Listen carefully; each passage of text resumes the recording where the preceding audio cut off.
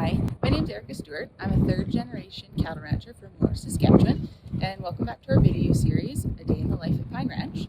So we're calving, and today I'm just up at the calving barn and I'm making tags. So I'm going to show you guys that process. And I'd like to point out that this is something that varies a lot from ranch to ranch, and this totally just depends on each ranch's kind of management style and how they like to do things. So I'm gonna take you inside and show you how we like to do things. So this is a room inside our calving barn. It's called the calving shack, and it's insulated, and we have a fridge over there to store our vaccine. And here's our sign to say that we are a VBP Plus certified operation. And then this is where we make our tags. So we have this whiteboard, and every time we ride out to check on the cows and calves, and if we find a new calf, we come back and write it on the board. So there is my dad, my husband, and I that are all actively involved. So if one of us finds a calf, we write it here so everybody knows that cow is calved. I'll just take you through a little bit of our shorthand here, because I'm sure this looks like a lot of gibberish.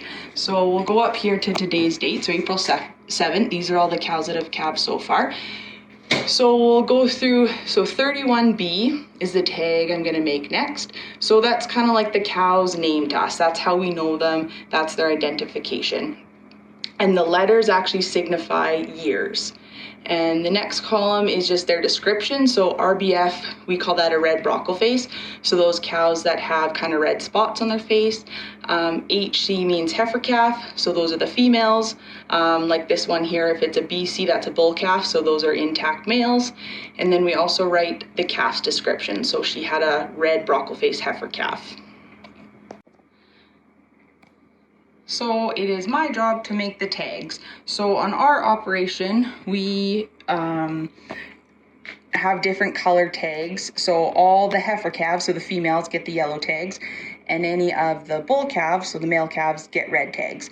That's because we just find it easier to sort them at weaning. It just helps having that different color for us. And like I say, this is totally just our management practices. So we tag all calves as the same number as the cow. So that's how we kind of keep track of things.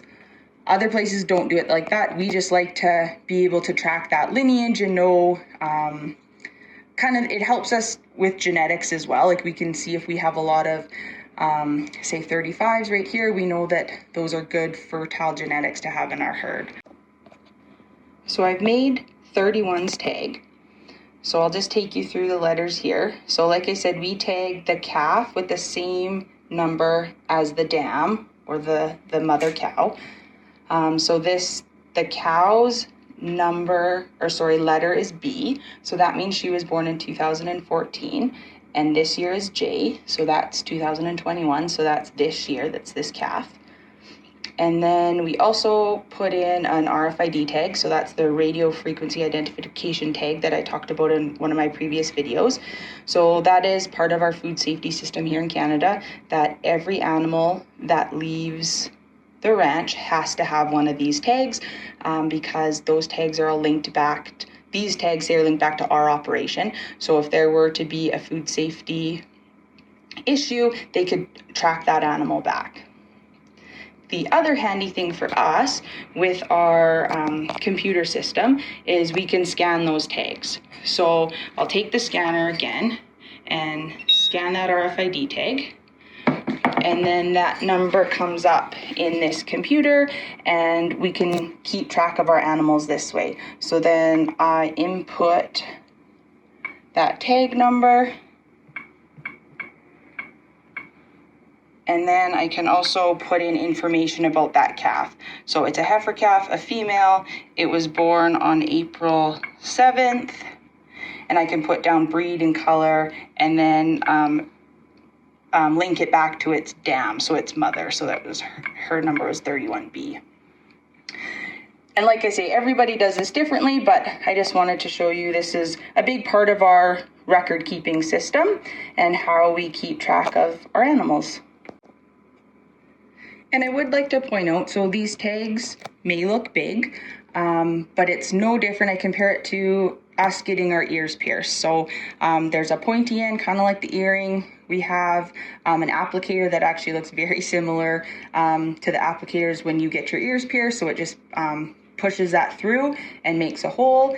And yes, they are bigger, but we have to remember that cows and calves are way bigger than humans are. They have way thicker skin than we do.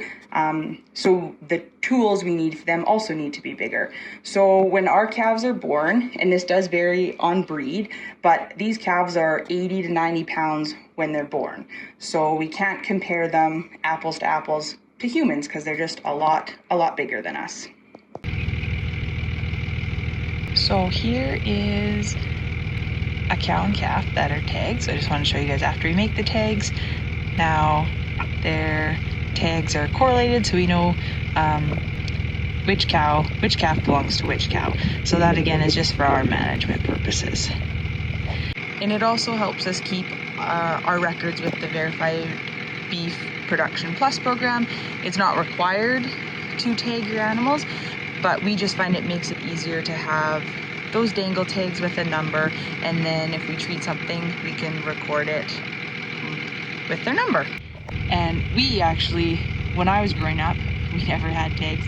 My dad just knew all the cows and their calves, so it was fun when we tried to help Dad, and he'd say, you know, go bring me that cow with a red brockle face, and he'd bring one cow and he'd say, no, the one that has more red on her face. So it made for interesting times growing up, but now we have tags and it makes everybody's life a lot easier. But it is pretty amazing to me that just how well my dad knows these cows. I mean, he grew up ranching with these cows his whole life, and it's pretty neat that he's passed on his passion and knowledge to my husband and I. Thanks for watching our video about how we tag our calves, and hopefully you can join us for another video.